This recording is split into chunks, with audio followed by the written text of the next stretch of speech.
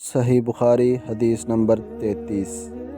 آپ صلی اللہ علیہ وآلہ وسلم نے فرمایا، منافق کی علامتیں 3 ہیں: جب بات کرے جھوٹ بولے، جب وعدہ کرے اس کے خلاف کرے، اور جب اس کو امین بنایا جائے تو خیانت کرے۔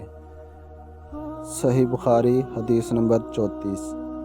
رسول اللہ صلی اللہ علیہ وآلہ وسلم نے فرمایا کہ 4 عادتیں جس کسی میں ہوں تو وہ خالص منافق ہے، اور جس کسی میں ان 4 میں سے ایک عادت ہو تو وہ بھی نفاق ہی ہے جب تک اسے نہ چھوڑ دے۔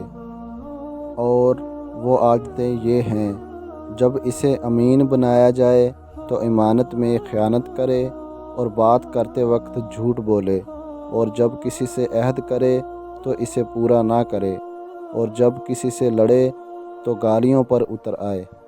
اس حدیث کو شعبہ نے بھی سفیان کے ساتھ اعمش سے روایت کیا ہے۔